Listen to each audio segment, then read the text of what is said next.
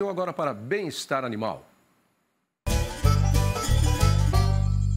Com o professor Matheus Paranhos ao vivo. Bom dia, professor. Ô, Tavinho, bom dia. Chovendo muito aí. Aqui caiu um toró ontem, hein? Aqui também, a chuva não dá trégua não. E vai continuar assim, olha aí. A imagem que nós temos aí de São Paulo, Avenida Doutor Arnaldo, nesse momento, né? E aí a chuva não dá trégua. E não vai dar trégua, não. Não vai dar trégua, não, com risco de formação de um ciclone, inclusive, como disse a nossa moça do tempo, a Luísa Cardoso. Bom, professor, a sua sugestão foi boa. Nós começamos a falar, depois da sua ausência aí por um mês, descansando um pouquinho, começamos a falar do que seria uma agenda para esse ano de 2024. Afinal de contas, hoje estamos no dia 15 de fevereiro e falamos bastante aí sobre bem-estar animal e sobre propostas que caminham aí para melhorar ainda mais essa agenda do bem-estar animal. E ninguém melhor que o senhor para saber aí quais são os passos mais importantes que estão na lista aí de coisas boas que podem acontecer ligadas às causas do bem-estar animal para esse ano.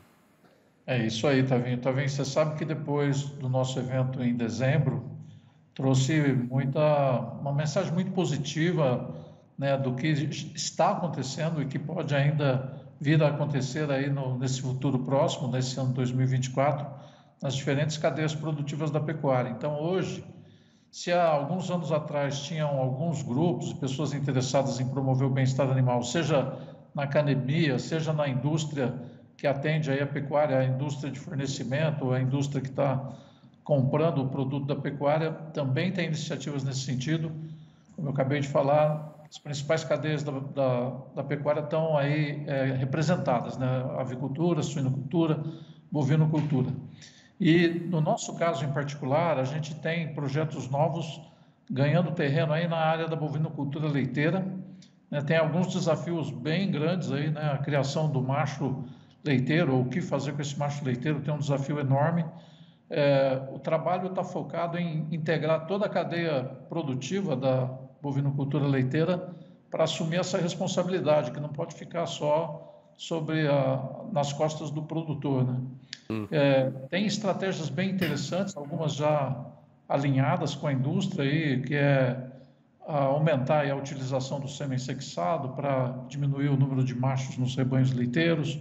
Mas se nascer um macho leiteiro, cuidar direito dele, cuidar bem desse animal, né? Então também tem uma iniciativa de buscar agregar valor nesse bezerro macho leiteiro para que ele não seja negligenciado lá nos cuidados durante a criação e o manejo dele. Ô, professor, eu me lembro que nós conversamos, inclusive, sobre esse assunto algumas vezes, e eu me lembro de ter falado com uma pessoa lá da Bacia Leiteira do Oeste Catarinense, onde eles já têm um programa em execução nesse sentido, para a utilização do macho leiteiro, ou seja, criar um rebanho de pecuária de corte a partir desses machos leiteiros.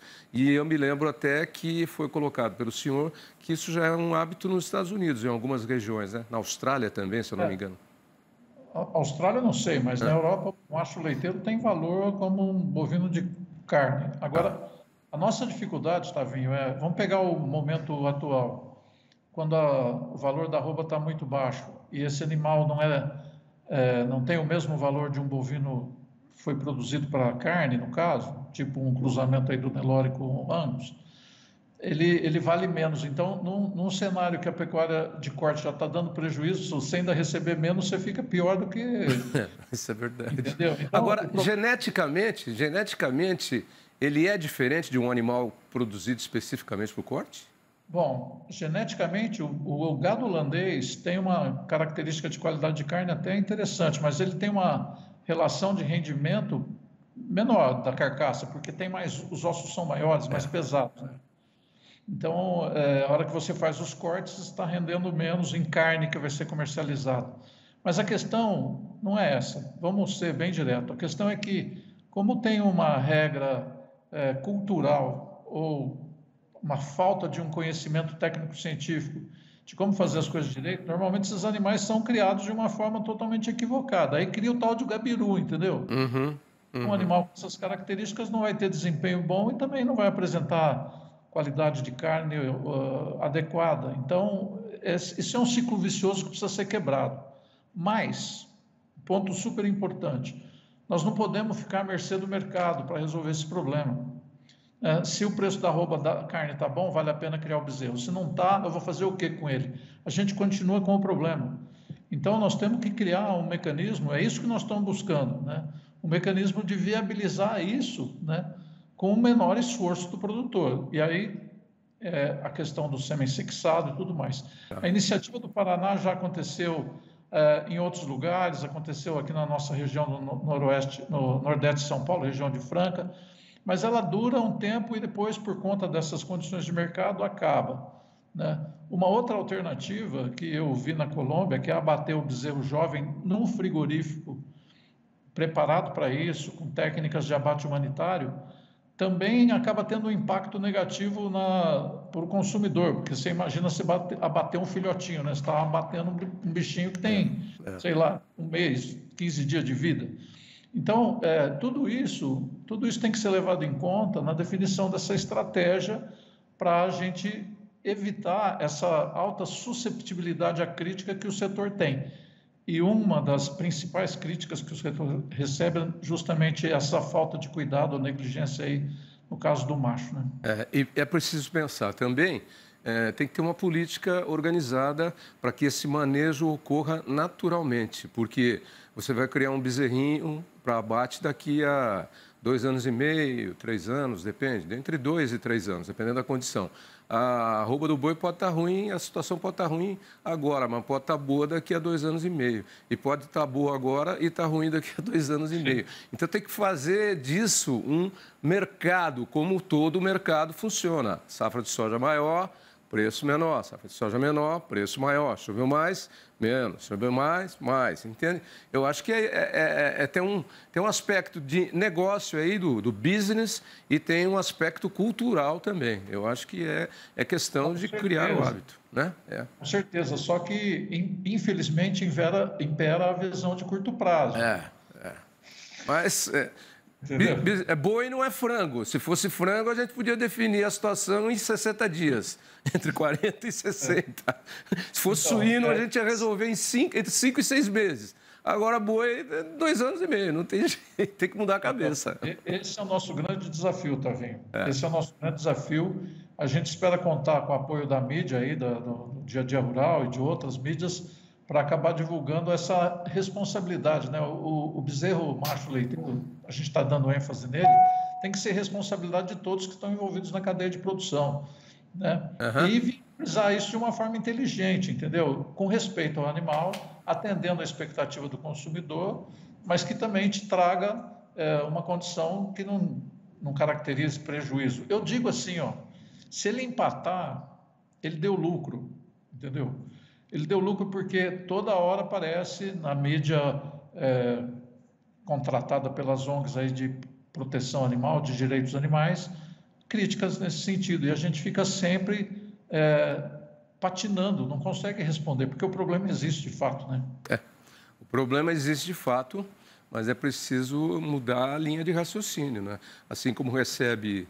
combate o gado exportado vivo, assim como recebe, combate as empresas produtoras, porque tem o pessoal que não entende de leite, de vaca leiteira, e começa a falar bobagem aí sobre a produção de leite, sobre o bezerrinho que fica sem leite, enfim, é preciso mudar muita coisa. Professor, me chamou a atenção também... Só uma coisa que eu quero complementar. Você está prestando atenção que o foco do trabalho que a gente está desenvolvendo aqui no Grupo Ético, na Bianimal, é quebrar paradigmas. Você deixou isso bem claro. E, por exemplo, a redução da marca-fogo é uma outra quebra de paradigma. É isso que eu ia falar, que me chamou a atenção na edição do programa da semana passada, que você tocou nesse ponto, a redução da... E eu me lembro quando você falou disso pela primeira vez, foi lá na Expo Zebu, nesse ano passado agora, que você passou em frente à casa da Band, eu estava saindo para ir apresentar o programa, você falou que ia para uma reunião importante lá sobre essa questão da marca-fogo. E isso parece que tem caminhado bem, você deixou bem claro isso no nosso programa da semana passada. Fim da marca-fogo. A gente teve fim não, mas uma redução expressiva sim. A gente teve avanços importantes junto aos produtores. Muitos produtores já adotaram essa técnica da redução, alguns estão marcando só com essa marca que é obrigatória aí da vacina de brucelose, e tem mais aqueles que têm alguma preocupação com roubo, põe a marca da fazenda, mas aquele monte de número, entendeu? Às vezes 8 números para identificar o animal, quem é o pai, o mês, o ano do nascimento, já o pessoal está parando de fazer isso, o que é um avanço super importante. E agora a gente teve uma nova conquista, né, que o Estado de São Paulo, através da Secretaria da Agricultura, a Defesa Animal da Secretaria da Agricultura, está propondo uma estratégia de identificação da vacina da brucelose sem marcar fogo na face, né? Então, no final desse mês, já vai estar uma reunião aí em São Paulo para o lançamento dessa nova estratégia, que, obviamente, depois a gente espera que se expanda para os outros estados do Brasil. Uma coisa importante, Tavinho, a articulação disso é técnica, mas também é política, entendeu? Nós temos que mudar a cabeça do pessoal que está definindo as leis ou as regras e também das associações de criadores que também têm regras. No caso da BCC, a gente tem conversado bastante, já tem produtores que têm gado PO interessados nesse tema, então nós estamos articulando politicamente para que isso ocorra também no registro de animais PO, diminuição da marca-fogo. Professor, mas tem que chegar junto, porque grande parte dos políticos aí também é criador de gado ou é produtor rural. É só ver o tamanho da bancada ruralista que nós temos lá em Brasília, né? Então, essas pessoas têm que se conscientizar e ajudar a trabalhar nisso também, mas nem sempre a cabeça delas está de acordo com o que a gente está falando aqui, né? Nem sempre. Isso é mais ou menos como semear uma árvore que vai colher o fruto depois. A gente começou a plantar essa semente da redução da marca-fogo há 3 anos atrás, entendeu? Está começando a germinar produzir os primeiros frutos aí. A gente espera daqui a pouco ter essa expectativa de atender todo mundo. Agora, olha só como isso é importante. O professor, sem interromper, já interrompendo, parece aquele negócio do Charles, sem querer, querendo. Não dá para botar um QR Code, não. Tem QR Code em tudo hoje. Não dá para botar um QR Code no boi? Não, tem técnicas de identificação, mas elas são inviáveis na prática. Por exemplo, tem o pessoal que está vendo a íris do olho, impressão digital no focinho. Só que na hora que você vai colocar isso na prática, o bicho está com o focinho sujo e tal. Não viabiliza. Então, a gente parte para coisas práticas, concretas, que possam ser realizadas hoje. O futuro pode trazer uma outra solução, né, que é tecnológica e que não está disponível ainda, mas hoje a gente já tem solução para isso, né? Agora, um ponto fundamental para considerar nessa história toda é a conquista pela razão, entendeu? Nós não acho que a imposição resolve o problema. Nós temos que convencer as pessoas de que isso é a coisa certa a ser feita.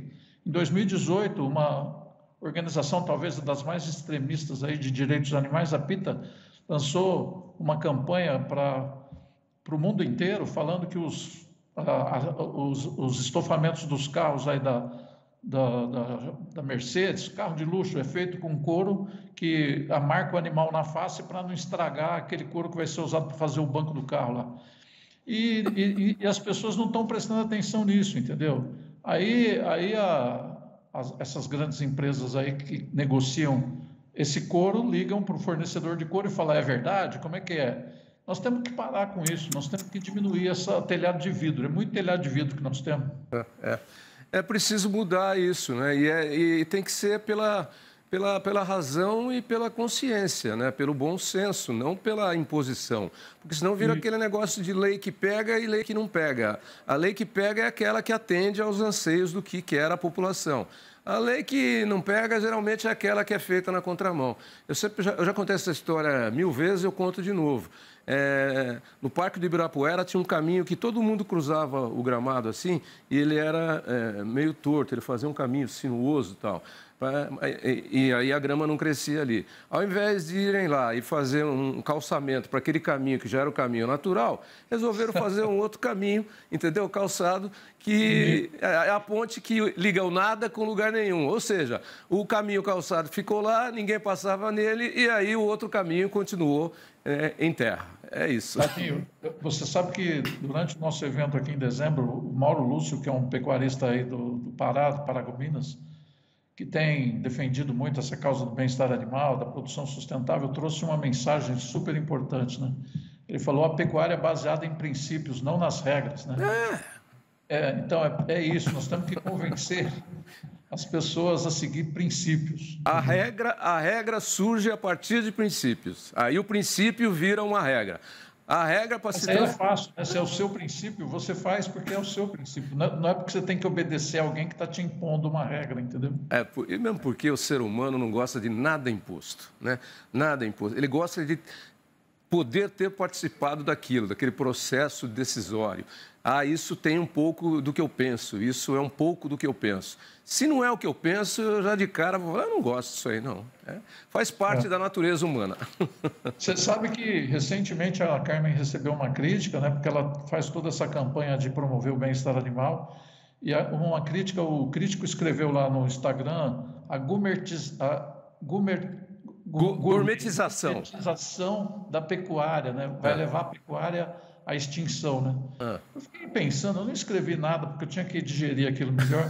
Só que gourmet é algo bom, cara.